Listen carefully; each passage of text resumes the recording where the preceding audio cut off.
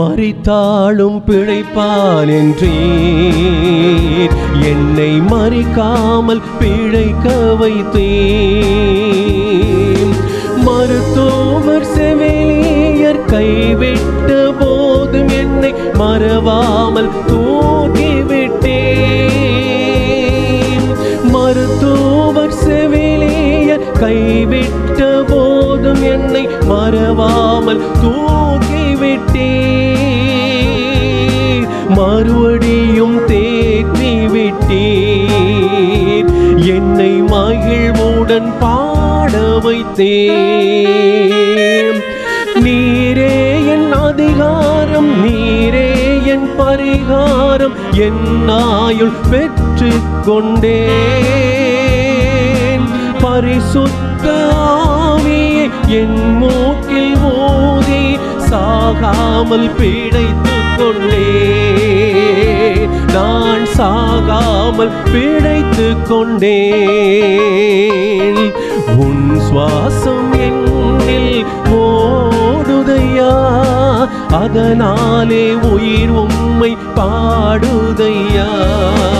உன் சுவாசம் என்னில் ஓடுதையா, அதனாலே உயிர் உம்மை பாடுதையா. நம்முடைய பிதாவாகிய கடவுளிடமிருந்தும் ஆண்டவராகிய இயேசு கிறிஸ்தனிடமிருந்தும் உங்கள் யாவருக்கும் கிருபையும் சமாதானமும் உண்டாவதாக. ஆமேன். கடவுளுடைய இறையருளால் அக்டோபர் மாதத்தினுடைய அதிகாலை திருவிருந்து வழிபாட்டிற்குள் நம்மை இணைத்துக் கொள்ள இருக்கின்றோம். ஜூடா காஸ்பல் மியூசிக் மினிஸ்ட்ரியின் சார்பாக இந்த மாதத்தினுடைய அருள்வாக்கை நாங்கள் உங்களுக்கு கொடுப்பதிலே மகிழ்ச்சி அடைகின்றோம். இந்த மாதத்தினுடைய அருள்வாக்கு சங்கீதங்களின் புத்தகம் 147 சங்கீதம் 14வது வசனம். அவர் உன் எல்லைகளை சமாதானம் உள்ளவைகளாக்கி உசிதமான கோதுமையினால் உன்னை திருப்தியாக்குகிறார்.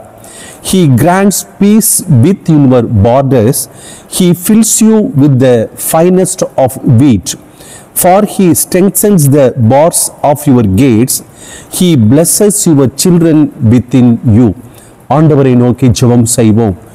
எங்களை நேசிக்கிற அன்பு நிறைந்த கடவுளே, இந்த புதிய மாதத்தின் அதிகாலை வேளைக்காக உமக்கு நாங்கள் நன்றி செலுத்துகின்றோம். வாரும் தூய ஆவியானவரே, இந்த மாதம் முழுவதும் எங்களுக்கு ஆசீர்வாதம் நிறைந்த மாதமாக இருப்பதற்காக எங்களை இந்த வழிபாட்டில் இணைத்து கொண்டிருக்கின்றோம். உம்முடைய திருவசனங்கள் இந்த மாதம் முழுவதும் எங்களை வழிநடத்தி விசுவாசத்தினாலே நீதிமான் பிழைப்பான் என்கின்ற ஆற்றல் மிக்க திருவசனங்களை சுமந்த மார்ட்டின் லூத்தர் அவருடைய பாரம்பரியத்தில் எங்களை இணைத்து கொள்ளவும், சீர்திருத்த திருச்சபையின் விடிவெள்ளியாக நாங்கள் மாற இந்த அருமையான அருள்வாக்கு எங்களை வழிநடத்த வேண்டும் என்று இயேசுவின் திருப்பெயரில் இறை வேண்டுதல் செய்கிறோம் நல்ல கடவுளே. ஆமேன். அன்புக்குரிய இறைமக்களே, இந்த மாதத்தினுடைய அருள்வாக்கை நீங்கள் படிப்பீர்கள் என்று சொன்னால் மன நிறைவுடன் நிலைத்திரு என்று ஆண்டவர் கொடுக்கிறார். அவர் உன் எல்லைகளை சமாதானம் உள்ளவைகளாக்கி உசிதமான கோதுமையினால் உன்னை திருப்தியாக்குகிறார். அவர் உன் வாயில்களின் தாள்களை வலுப்படுத்துகின்றார். உன்னிடத்தில் உள்ள உன் பிள்ளைகளுக்கு ஆசி வழங்குகிறார் என்று சொல்லி ஒரு ஆற்றல் மிக்க ஒரு காரியங்கள் வெளிப்படுத்துகிறது. இந்த திருப்பாடல் 3 சிந்தனைகளை நமக்கு கொடுக்கிறது. முதலாவதாக, the Lord gathers, இறைவன் ஒன்று சேர்க்கிறார். இரண்டாவதாக, the Lord provides, இறைவன் வழங்குகிறார். மூன்றாவதாக, the Lord blesses, இறைவன் ஆசீர்வதிப்பார். ஆகவே இறைவன் ஒன்று சேர்க்கிறார், இறைவன் வழங்குகிறார், இறைவன் ஆசீர்வதிப்பார் என்று சொல்லி 3 விதமான நம்பிக்கைக்குரிய வார்த்தைகளை கொடுக்கிறார். அக்டோபர் மாதம் என்று சொன்னாலே தமிழ் சுவிசேஷ லூத்தரன் திருச்சபை சீர்திருத்த மக்களுக்கு ஒரு பெரிய ஆற்றல் மிக்க ஒரு மாதம். சீர்திருத்த பண்டிகையின் திருநாளை 31 1 தேதி கொண்டாடுகின்றோம். மார்ட்டின் லூத்தர் அவர்கள் ஹியர் ஐ ஸ்டாண்ட் என்று சொல்லி நம்பிக்கையில் நினைத்திருக்கிறார். ரோமர் 1 அதிகாரம் 17வது வசனம் சொல்லுகிறபடி விசுவாசத்தினாலே நீதிமான் பிழைப்பான் என்று சொல்லி. ஆகவே இந்த 147ஆம் சங்கீதத்தினுடைய 14வது வசனம் நமக்கு அடியிட்டு நமக்கு மிக தெளிவாக கொடுக்கிறதை பார்க்கிறோம். கன்சர்னிங் இஸ்ரேல் என்று சொல்லலாம். அதாவது இஸ்ரவேலை பற்றியது மாத்திரமல்ல, இந்த சிறையிருப்பின் காலங்களிலே இறைவனுடைய இறையருளை பெற்று வெளிவருகின்ற அந்த மக்களுக்கு கன்சர்னிங் அஸ், இன்றைய வாழ்க்கை சூழலில் வாழ்ந்து வருகிற நமக்கும் இந்த ஆசீர்வாதத்தை கர்த்தர் கொடுக்கிறார். மத்தேயு 20ஆம் அதிகாரம் 12ஆம் அதிகாரம் 20வது வசனத்தை நீங்க வாசித்து பார்த்தீர்கள் என்றால், நெறிந்த நாணலை முறியார் புகையும் திரியை அணையார் என்று சொல்லி இந்த ஏசாயா தீர்க்கதரிசியினுடைய புத்தகத்தினுடைய தீர்க்க தரிசனத்தை மத்தேயு எடுத்து கோடிட்டு காண்பிக்கின்றார். ஆகவே நம்பிக்கைக்குரிய புதிய மாதமாக கொடுக்கப்பட்டிருக்கிறதுனாலே கவலைகளை நாம் களைந்து விசுவாசத்தின் பாதைகளுக்குள் நாம் நுழைவோம். இந்த வசனத்தை வாசிக்கும் பொழுது இன்று உலகம் போர் சூழல்களிலே இருக்கிறது, இயற்கையின் அழிவுகளிலே இருக்கிறது, பலவிதமான கடுமையான சூழல். கரூரில் நடந்த 41 மக்கள் மரித்து போன ஒரு சூழல்கள். இப்பேற்பட்ட காலத்தில் குழப்பங்கள் நிறைந்திருக்கிற காலகட்டத்தில் universal peace, spiritual peace, security and stability என்று சொல்லி உலகளாவிய அமைதி, ஆன்மீக அமைதி, பாதுகாப்பு மற்றும் நிலைத்த தன்மையை ஆண்டவர் கொடுக்கின்றார். God as the sovereign peace giver, அவர் கொடுக்கிறார். இறை ஆண்மையை அமைதி அளிப்பவராக கடவுள் கொடுக்கிறதை நாம் இந்த இடங்களிலே பார்க்கிறோம். ஆகவே இந்த வசனம் the gift of peace, அமைதியின் பரிசாக நாம் இந்த அருள்வாக்கை ஏற்றுக்கொண்டு இந்த புதிய மாதத்திற்குள் கடவுள் நம்மை கடந்து வர நம்மை அழைத்திருக்கிறதை நீங்கள் அங்கு பார்க்கலாம். ஆதியாகமம் 17ஆம் அதிகாரம் 1 வசனத்தில் ஆபிரகாம் 99 வயதாக நிறைந்திருக்கும் பொழுது ஆண்டவர் அவருக்கு தோன்றி, நான் எல்லாம் வல்ல இறைவன், எனக்கு பணிந்து நட மாசற்றவனாயிரு என்று சொல்லுகிறார். நீ கடவுளுக்கு பயந்து மாசற்றவனாய் இந்த மாதத்தில் உன்னை இணைத்துக் கொண்டு திருவிருந்திற்குள் நீ வருவாயே என்று சொன்னால் கடவுள் உன்னை ஆசீர்வதிக்கின்றார். ஒரு நடந்த நிகழ்வை, வரலாற்று நிகழ்வை நான் உங்களுக்கு சொல்லுகிறேன். சென்ட்ரல் ஆப்பிரிக்காவிலே ஹெலன் என்கின்ற ஒரு மிகப்பெரிய ஒரு மிஷனரி பணியாற்றி கொண்டிருந்தார். அவர் ஒரு மருத்துவராக இருந்தார். ஒரு நாள் இரவு இந்த சென்ட்ரல் ஆப்பிரிக்காவிலே கடினமாக அவர் உழைத்து கொண்டிருக்கின்றார். அந்த ஆப்பிரிக்கா மக்களுக்கு தேவையான உதவிகளை செய்கிறார். அப்பொழுது ஒரு சகோதரி நிறைவான கர்ப்பிணியாக அவளிடத்திலே வருகின்றார். அந்த சகோதரிக்கு பிரசவம் பார்க்கின்ற ஒரு சூழலில், கடின சூழல்களில் குழந்தை பிறக்கிறது. ஆனால் அந்த சகோதரி மரித்து போய்விடுகின்றார். அந்த ப்ரீமெச்சூரி பேபியாக குழந்தை பிறக்கிறது. ஏற்கனவே 2 வயது பெண் குழந்தை அவர்களுக்கு இருக்கிறது. இந்த குழந்தையை பாதுகாக்க கடினமான முயற்சிக்குள் இறங்குகிறார்.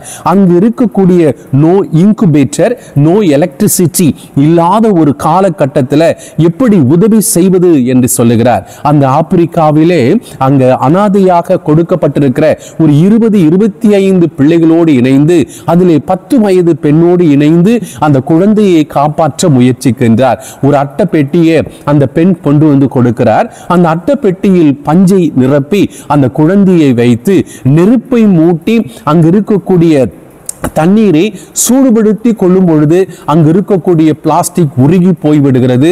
அந்த நெருப்பை கொளுத்தி அதை மிக பக்குவமாக அந்த குழந்தைக்கு சூடு கொடுத்து கொண்டிருக்கின்றார். இது காடுகள் நிறைந்த ஒரு சூழல். அந்த இடத்துல நோ ட்ரக் ஸ்டோர்ஸ். இப்படி பலவிதமான காலகட்டங்களிலே அந்த பெண்மணி இன்னும் சிறிது நேரத்தில் அந்த குழந்தை மரித்துவிடும் என்று எண்ணுகின்ற சூழல்களிலே அந்த பிள்ளைகளை எல்லாம் அழைத்து, கைவிடப்பட்ட பிள்ளைகளை அழைத்து அந்த ஹெலன் மிஷனரி சொல்லுகிறார், நாம் கர்த்தரிடத்திலே நாம் ஜெபிக்கலாம். கர்த்தரிடத்திலே நீங்க ஜெபிக்கணும். இந்த குழந்தைக்கு நாம் என்ன செய்யணும்னு கேட்டீங்கன்னா, இந்த சூடு பண்ணுவதற்கான அந்த உபகரணங்கள் நமக்கு கிடைக்கணும், வாட்டர் பாட்டில் கிடைக்கணும் அப்படின்னு சொல்லி நீங்க ஆண்டவர்கிட்ட ஜெபம் பண்ணுங்கன்னு சொல்லுகிறார். அந்த ஆப்பிரிக்காவில் இருக்கக்கூடிய அந்த அனாதை பிள்ளைகள், ஒன்றுமறியாதவர்கள், உணர்வுகள் அற்ற ஒரு பிள்ளைகளாக, தாய் பாசத்தை இழந்த அந்த பிள்ளைகள் கண்மூடித்தனமாக ஜெபிக்கிறார்கள். அந்த அந்த 10 வயது நிரம்பிய அந்த ரூத் என்கின்ற ஒரு குழந்தை அவர் ஜெபிக்கிறார். அவர் அந்த இடத்துல அந்த சகோதரி ஹெலன் அவர்கள் முழங்கால் படியிட்டு கண்களை மூடிக்கொண்டிருக்கிற நேரத்தில் அந்த ரூத் குழந்தை சேர்கிறது. கடவுளே, இந்த குழந்தை பிறப்பதற்கு எங்ககிட்ட இன்குபேட்டர் இல்லை, எலக்ட்ரிசிட்டி இல்லைன்னு அம்மா சொல்றாங்க. ஆனால் ஒரு வாட்டர் பாட்டில் இருந்தால் நிச்சயமாக இந்த குழந்தை பிறக்கும். எங்களுக்கு ஒரு வாட்டர் பாட்டில் வேண்டும். இரண்டாவதாக அந்த தாய் விட்டு சென்றிருக்கின்ற 2 வயது குழந்தை விளையாடுவதற்கு ஒரு டால் தேவை, ஒரு பொம்மை தேவை என்று சொல்லி ஜெபிக்கிறார்கள். இதை ஹெலன் பார்த்தவுடன் அவர்களுக்கு ஒரே மகிழ்ச்சி. இந்த பிள்ளை எந்த விதமான உணர்வுகள் இல்லாதபடி கடவுளிடத்திலே கேட்கிறாரே, இந்த கடுமையான சூழல்களிலே இவை எப்படி வரும் என்று சொல்லி. ஆனால் ஆண்டவரிடத்தில் please God send us a water bottle என்று சொல்லி அந்த பிள்ளை ஜெபிக்கும் பொழுது அவர் மகிழ்ச்சி அடைந்து ஆமேன் என்று அந்த ஹெலன் சொன்னாராம். ஒரு 2-3 மணி நேரம் கழித்து ஒரு செய்தி வருகிறது, ஒரு பார்சல் வருகிறது. ஒவ்வொரு மாதமும் அவர்களுக்கு ஒரு பார்சல் வரும். இந்த முறை வந்திருக்கிற அந்த பார்சலை அவர் உடனடியாக பார்க்கிறார். அதை திறக்கும் பொழுது அந்த ஹெலனும் அங்க இருக்கக்கூடிய பிள்ளைகள் எல்லாம் இணைந்து அந்த பார்சல்ல என்ன இருக்கும் சொல்லி பிரிக்கிறார்கள். அதை பிரிக்க ரொம்ப சேஃபா அந்த பார்சல்ல பண்ணி அதை பிரிக்கும் பொழுது அதிலே கொஞ்சம் மெடிசன், காயத்துக்கு கட்டுவதற்கு துணி இருக்கிறது, லெப்பசியினால் பாதிக்கப்பட்டிருக்கிற பிள்ளைகளுக்கு உதவி செய்வதற்கு. இரண்டாவதாக அங்கு இருக்கக்கூடிய பிள்ளைகள் சாப்பிடுவதற்கு கொஞ்சம் உணவும் அந்த இடத்திலே பிரெட்டும் அந்த இடத்திலே வைத்து அனுப்பி இருக்கிறார்கள்.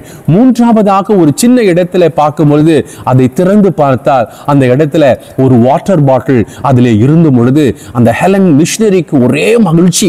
இந்த ஏழை பிள்ளை ஜெபிப்பதை கடவுள் அறிந்திருக்கிறார். ஆகவே அறிந்திருக்கிற கடவுள் அங்கு இதை அனுப்பி இருக்கிறார் என்று சொல்லும் பொழுது அதுல பார்த்தா அவர்கள் தேசத்தை சேர்ந்த ஓய்வு நாள் பாடசாலையில் பணியாற்றி கொண்டிருக்கின்ற ஒரு டீச்சர் அவர்கள் எப்பொழுதோ ஒரு 20-25 நாட்களுக்கு முன்பாக தேவையான இந்த பொருட்களை அனுப்பும் பொழுது ஆவியானவருடைய உந்துதலோடு அந்த வாட்டர் பாட்டிலையும் அங்கு அனுப்பி இருக்கிறார். அருமையான தேவ ஜனமே, அந்த குழந்தை பாதுகாக்கப்பட வேண்டும் என்று சொல்லி ஆப்பிரிக்காவில் இருக்கக்கூடிய அந்த ரூத் என்கின்ற பெண் மிக வைராக்கியத்தோடு ஜெபிக்கும் பொழுது கர்த்தர் அந்த விண்ணப்பத்தை கேட்டு ஆசீர்வதித்திருக்கிறார் அல்லவா.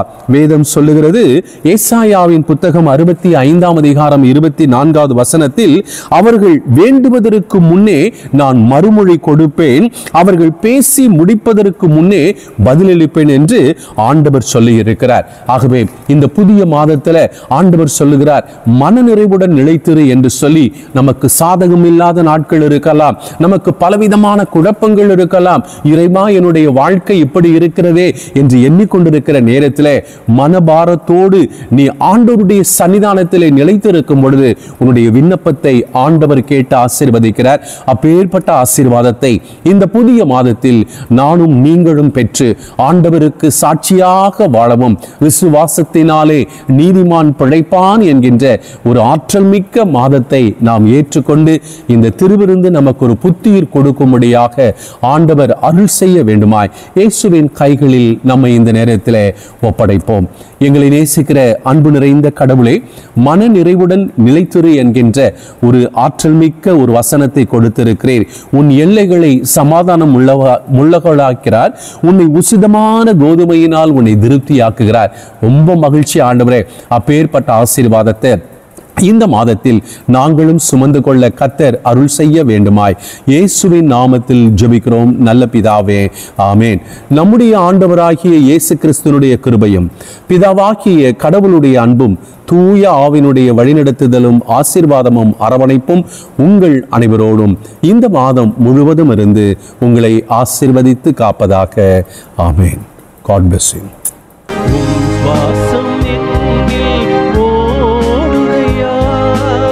அதனாலே உயிர் உம்மை பாடு